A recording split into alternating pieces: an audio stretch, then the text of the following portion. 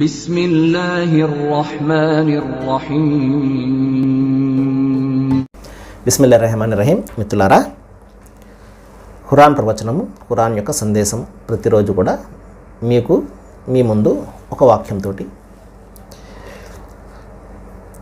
తేట తెలుగులో ఖురాన్ యొక్క అనువాదం జరిగిందండి. గతంలో అయితే అవైలబుల్గా ఉండేది కాదు ఖురాన్ తెలుగు ఏంటి అని చెప్పేసి. అయితే దైవభక్తులు కొందరు అనువాదం చేశారు. ప్రారంభంలో గ్రాంథికమైనటువంటి భాషలో ఉండేది.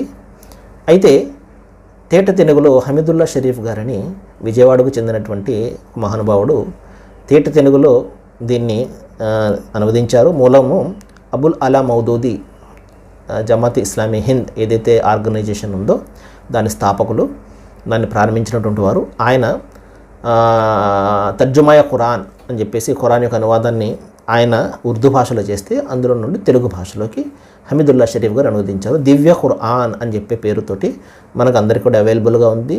తెలుగు ఇస్లామిక్ పబ్లికేషన్స్ హైదరాబాద్ వారి నుండి మనం తెప్పించుకోవచ్చు.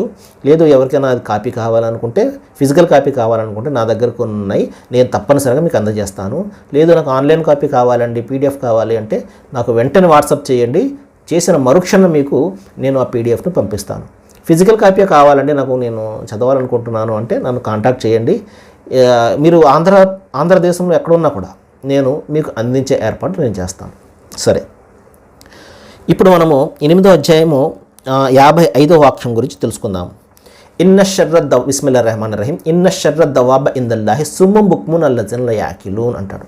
లా యాకిలూన్ అంటే నిశ్చయంగా భూమిపై సంచరించే ప్రాణులన్నింటిలో అల్లాహ్ దృష్టిలో అత్యంత నీచమైన వారు ఎవరు అంటే సత్యాన్ని తిరస్కరించి ఎట్టి పరిస్థితుల్లో దాన్ని విశ్వసించినటువంటి వారు.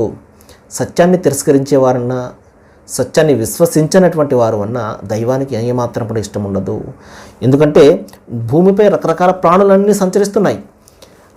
ఆయన దృష్టిలో జంతువుల కంటే హీనం ఎవరు అంటే, జంతువులకి ఆలోచన శక్తి అది ఉండదు కదండి, అందుకని జంతువులతో పోల్చడం జరుగుతుంది.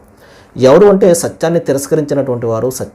సత్యం కళ్ళ ముందు ఉన్నప్పటికీ కూడా తేట తెల్లమైపోతూ ఉన్న పరిస్థితుల్లో కూడా అతను ఏదో ఒక భేషజాలకు పోయి దాన్ని స్వీకరించకుండా దూరంగా ఉండేవాడిని దైవం దృష్టిలో మిక్కిలి నీచమైనటువంటి వారుగా ఇక్కడ పేర్కొనడం జరిగింది. కాబట్టి సోదర మహాశిలారా, సత్యం ఎప్పుడైతే మన కళ్ళ ముందు వస్తుందో దాన్ని మనము తటారును అందుకోవాలి, దాన్ని స్వీకరించాలి, భేషజాలకు పోకూడదు. సోదర మహాశిలారా, రండి ఇస్లాంను తెలుసుకుందాము. సర్వేజన సుఖినో భవంతు. Thank you very much.